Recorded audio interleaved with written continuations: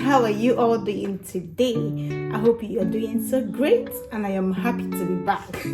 I know in my last video I made some promises that I was going to discuss and tell you guys about the route I use in relocating to Canada, which is study route. Yes, study route.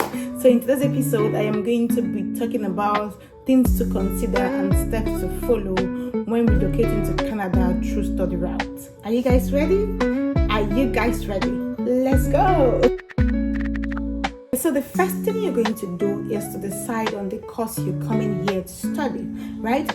It can be any course really, but before then you must have decided if you're coming here to do a graduate certificate or a diploma or even master's, right? Because this will help you streamline your choices. If you're coming to do master's, you need to know the kind of courses you're coming to do. If you're coming to do degree or graduate cert, you already know. So the first thing to do is to choose the course you're coming here to do, and this course can be in line with your work experience or your first degree, whichever one. Some people also choose a totally different course, but it is always advisable to go with something you have experience on or something around your first degree, because this makes it easier for you. So now that you've decided on the course you want to go for, the second step will be to actually find schools that offer this course that you want. If it's masters, you can consider universities like University of Alberta, University of Toronto, University of Waterloo, University of British Columbia, and a lot of them there. If it's like graduate certificates, you want to consider colleges like Cambridge College, Conestoga College, Seneca College, Humber College, Fanshawe, George Brown, and many others.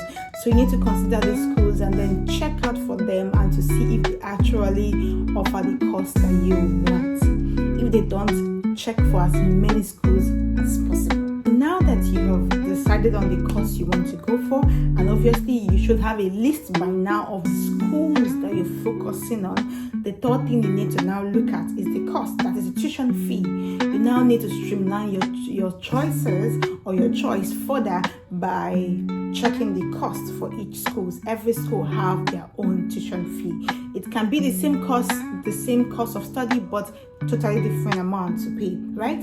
And some people choose schools based on their location. They want to stay where they feel is bubbling and all that, while some people choose schools based on the cost, the tuition fee. So if that is your consideration for a school, then now you need to start casting out some schools and then checking out the others that you've seen that the tuition fee is something you can handle, especially the first semester tuition fee, because these days most schools cannot issue you what they call PAL, which is a document you need to add when applying for your visa, and they can only give you this document if you have paid at least your first semester tuition fee complete. So you have to consider costs. It's very important if you are choosing a school. So now that you've decided on the course you want to go for, the school and all of that, and let's say for example you're considering coming to Ontario in Canada for your school, and you're looking at the colleges, right? And because you want to get a graduate certificate, now the next thing for you to do is to get all your documents ready. I'm going to list documents in the description below, right? When all these documents are ready, you now go to the business of the day and apply. You need to create accounts with OCAS. Well, you don't have to necessarily create an account directly from OCAS. You can actually go through the school that you want to go to. For example, if you're going for Conestoga College, you can go to Conestoga College website, look for the course you want to study, click on apply, and then it will take you to OCAS portal where you create your accounts and just follow the steps there. Once you have all the documentation that is required, just follow all the steps down to the last. It is also advisable to apply to 2 to 3 schools, because then you are not putting all your eggs in one basket, right? And you can apply to 3, 4, 5 as much as you can, but at least minimum of 2 schools. That will give you a little bit of comfort of saying, oh, if one does not work out, the other one is going to work out. And be very patient when applying. Don't be in a hurry. Documentation is very, very important.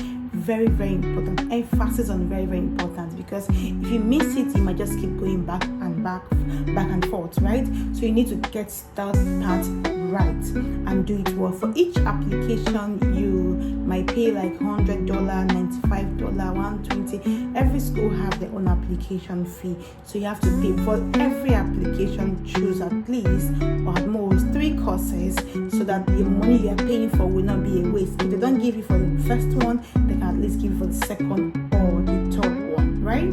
And then you can apply to 2-3 schools, and that's it. Then all you need to do now is to relax and be checking your mails and the Okas portal as often as possible. So guys, this is where we call it a wrap on today's episode, and I hope that this video actually makes sense to some people, and to those that already know this, please just send this video to someone that might be in need of it. And to everyone that is going to apply anytime soon, I really wish you guys the best of luck. And when you get admission, please go ahead and apply for your visa. Hopefully when I can, I'll be able to talk about the visa application process, but no promises.